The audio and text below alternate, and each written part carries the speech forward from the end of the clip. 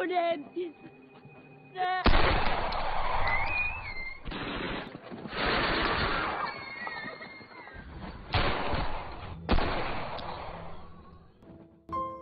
Dara of Jasenova.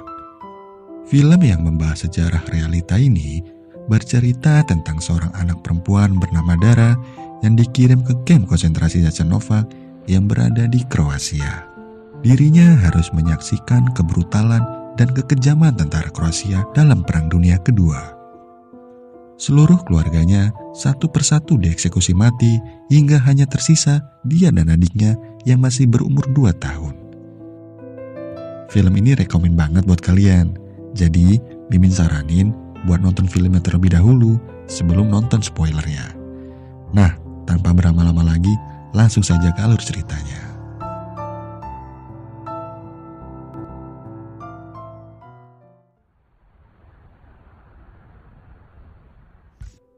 Cerita diawali dengan menampilkan sekelompok tawanan yang sedang digiring oleh tentara Kroasia menuju kamp Jasenovac.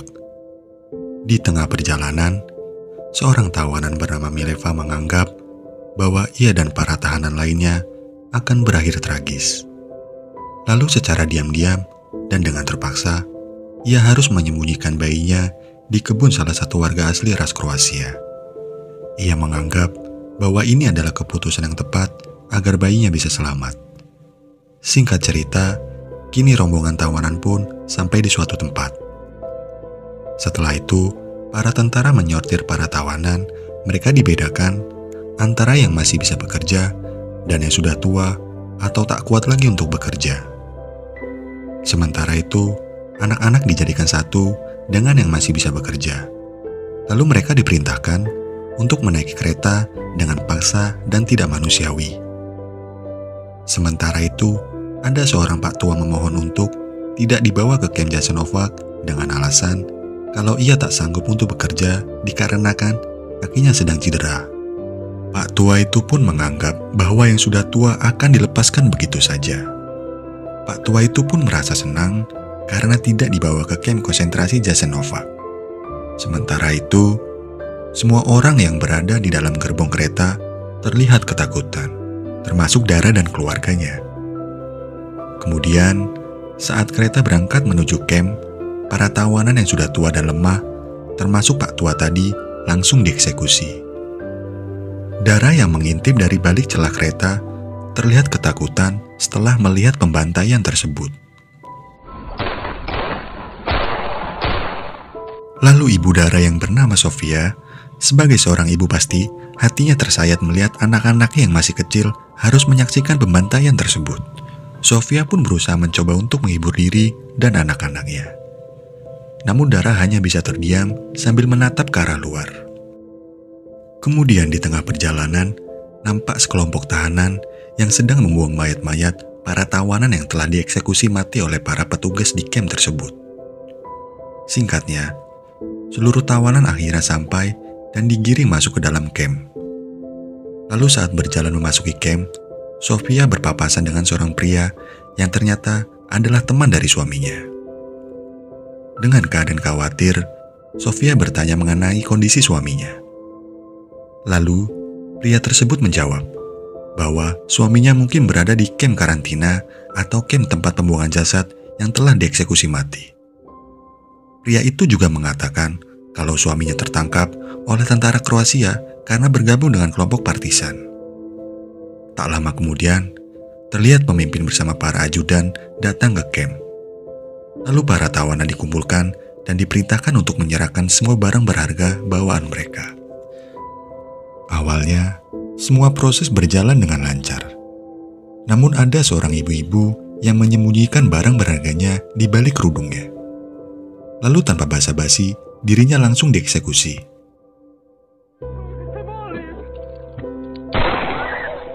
Sementara itu, di suatu tempat, suami Sofia yaitu Markus terlihat sedang berbicara dengan temannya. Mereka membicarakan tentang keluarga mereka masing-masing. Singkatnya, para petinggi kamp sedang mengadakan jamuan karena kedatangan tamu penting dari Jerman. Di sini, para tawanan dijadikan hiburan. Mereka diminta untuk mengitari kursi ketika musiknya menyala. Dan ketika musiknya berhenti, mereka harus dengan cepat duduk di kursi itu. Lalu, bagi siapa yang gagal untuk mendapatkan kursi akan langsung dieksekusi mati. Sementara itu di terowongan, Sofia berusaha menolong saudaranya, yaitu Vera yang tengah akan melahirkan. Sofia dan Mileva pun berusaha membantu. Lalu anak-anak pun disuruh keluar agar tidak melihat proses melahirkan. Kemudian, setelah para anak-anak keluar dari terowongan, Sofia dan Mileva pun melakukan tindakan agar Vera bisa melahirkan bayinya. Namun sayang, bayi yang baru saja dilahirkan Vera itu sudah tidak bernyawa lagi. Sedangkan Dara yang di luar tak sengaja mendengar suara yang membuatnya penasaran. Lalu ia memberanikan diri untuk mengintip di balik lubang dinding. Lantas, dia melihat seorang tawanan yang sedang dieksekusi mati karena gagal untuk mendapatkan kursi. Dara yang melihat hal itu hanya bisa terdiam dengan diselimuti rasa takut dan kengerian. Tak hanya Dara saja, salah satu pasukan pun tidak tahan melihat kengerian tersebut. Hal tersebut membuat Dara hampir saja ketahuan. Lalu, setelah selesai pesta, semua tawanan yang masih hidup langsung dihajar sampai mati. Begitu juga dengan salah satu pemain musiknya. Keesokan harinya Dara terlihat trauma setelah menyaksikan pembantaian semalam. Sofia yang melihat Dara yang sangat murung. Ia pun mengajak Dara untuk melihat anak-anak tawanan bermain bola. Sofia dan Dara terlihat sedikit bahagia, meski itu adalah sebuah hal yang sederhana. Setidaknya, mereka bisa sejenak melupakan kengerian yang sedang mereka jalani. Kemudian, saat asik melihat permainan bola, tiba-tiba salah satu petugas camp datang dan memerintahkan mereka untuk kembali masuk. Di siang harinya, tawanan pun dikumpulkan. Anak laki-laki di atas 15 tahun dipisahkan, sedangkan ibu-ibu dan anak-anak perempuan serta anak laki-laki kurang dari 15 tahun diperintahkan untuk naik ke dalam truk. Namun para ibu-ibu yang tidak mau berpisah dengan anak laki-laki mereka memberikan perlawanan, termasuk Sofia yang kedapatan membawa anak laki-lakinya yaitu Jovo, kakak dari Dara. Dikarenakan Sofia yang terus berusaha mempertahankan putranya itu, Sofia dan putranya pun ditembak mati tepat di hadapan Dara.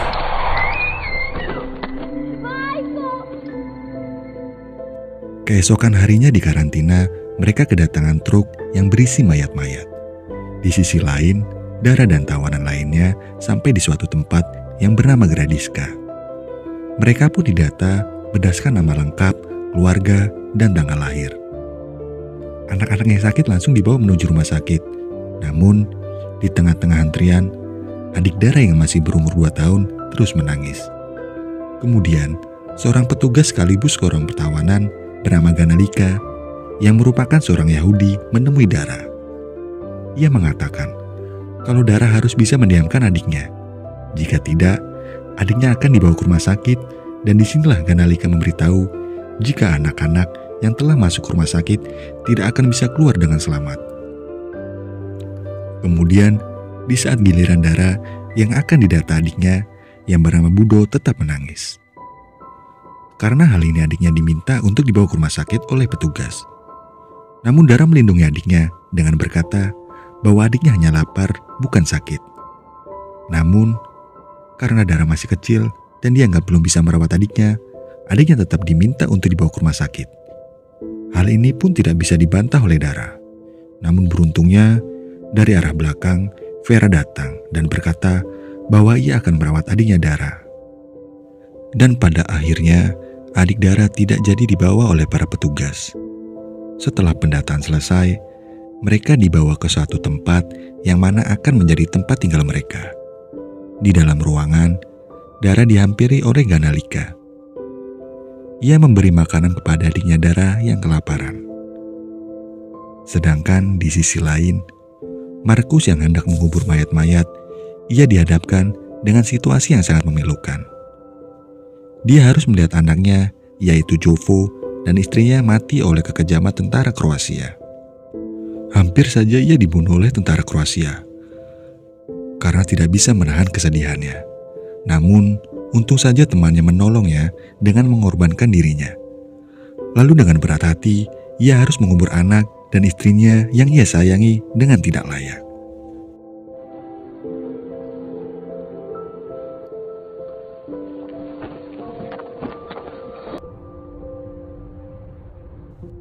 Keesokan harinya, petugas datang untuk memilih beberapa wanita untuk dipekerjakan.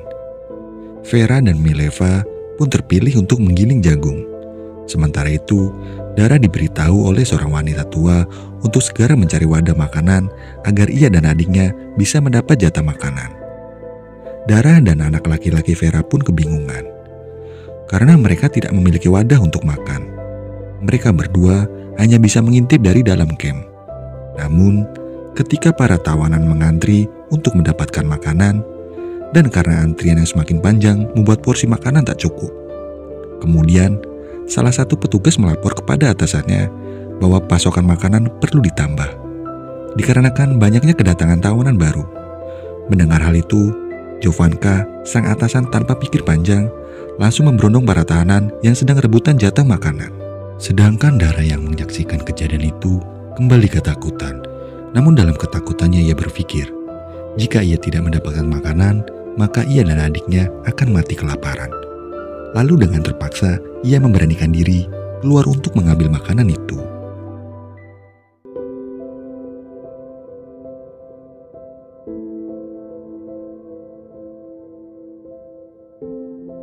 Sementara itu, di tempat lain, para tawanan termasuk Vera dan Mileva dikumpulkan satu persatu.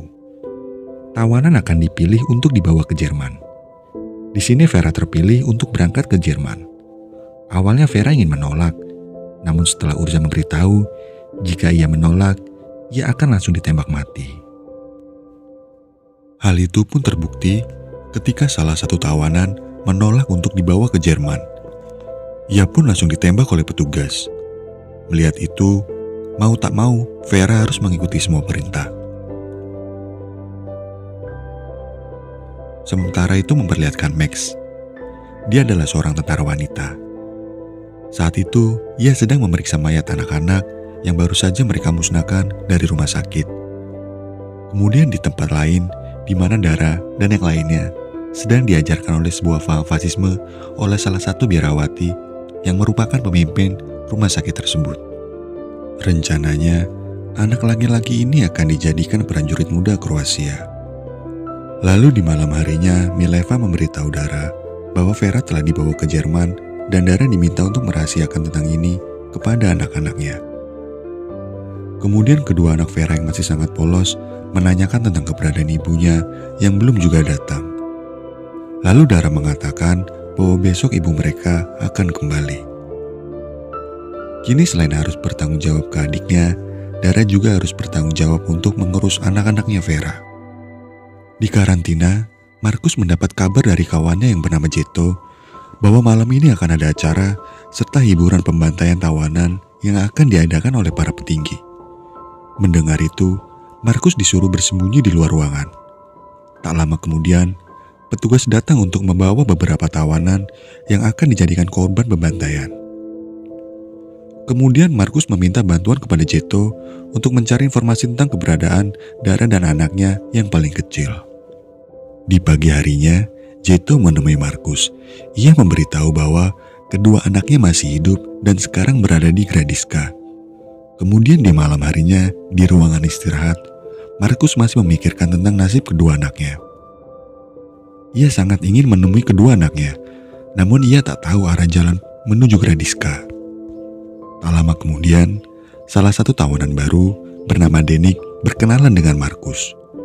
Dalam obrolan mereka, Denik mengatakan bahwa ia berasal dari Gradiška. Mendengar kata Gradiška, Markus pun punya harapan untuk pergi ke sana. Lalu ia menanyakan rute menuju Gradiška. Setelah diberitahu oleh Denik, Markus berniat untuk melarikan diri dari camp untuk menemui kedua anaknya.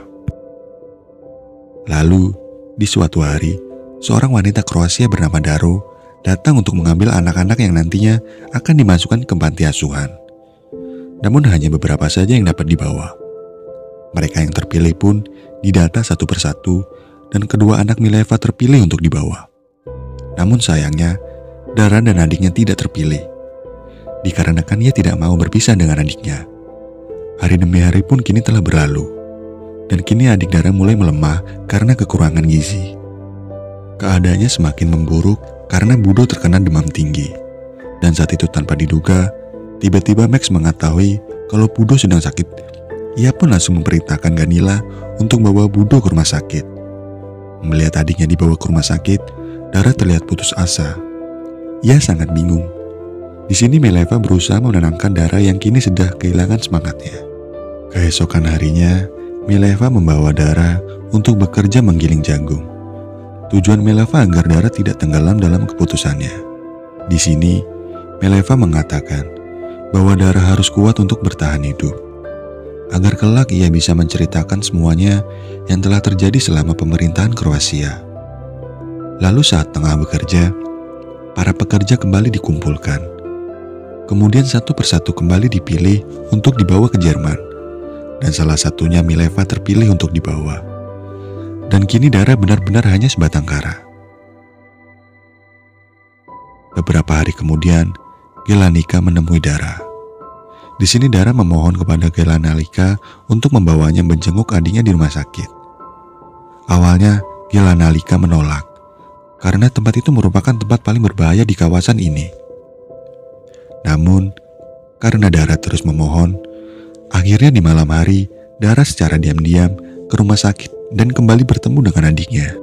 Namun tidak lama kemudian, biarawati dan pemimpin petinggi di kawasan ini datang. Mengetahui hal itu, Gelanika langsung menyembunyikan Dara di bawah ranjang adiknya. Di bawah ranjang itu, Dara mendengar semua pembicaraan mereka. Ternyata, mereka berencana untuk memusnahkan anak-anak yang ada di rumah sakit ini. Setelah biarawati dan para pemimpin itu keluar, Gelanika langsung memerintahkan Dara membawa Budo kabur lewat pintu belakang. Dalam pelarian itu, Dara hampir saja ketahuan oleh petugas. Namun beruntungnya, ia dengan sigap langsung sembunyi di tempat yang gelap.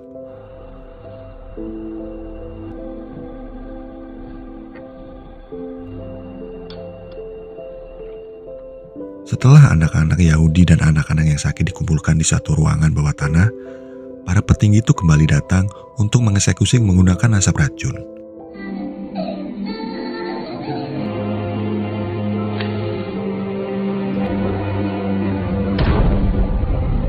Singkat cerita, Dara dan adiknya berhasil selamat, dan Gelanika meminta agar adiknya diserahkan kepada Daro. Karena hanya hal itu, cara satu-satunya agar adiknya selamat dari pemusnahan. Apalagi adiknya sekarang sedang sakit parah.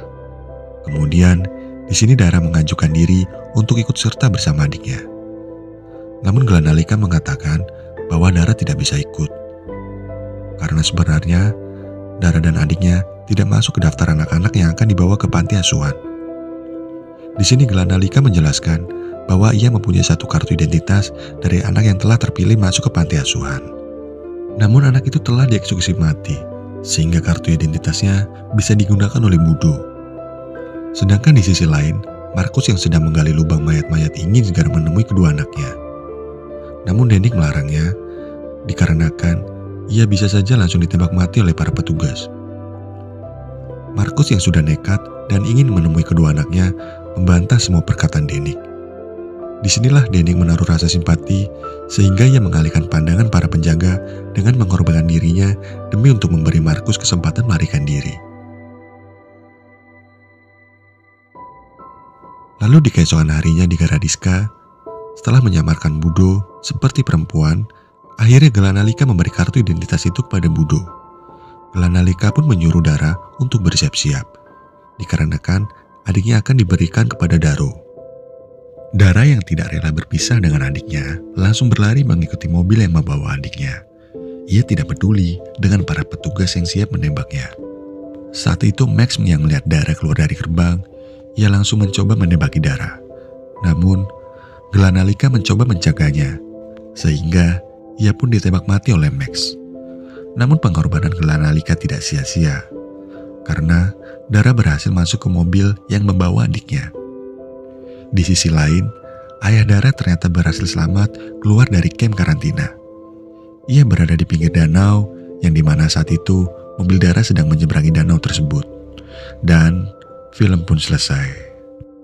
Jansen Novak adalah sebuah film yang sangat bagus sekali menurut Mimin. Kisah tragis yang diusung dari kisah nyata. Oke, sekian dulu, sampai bertemu di video selanjutnya.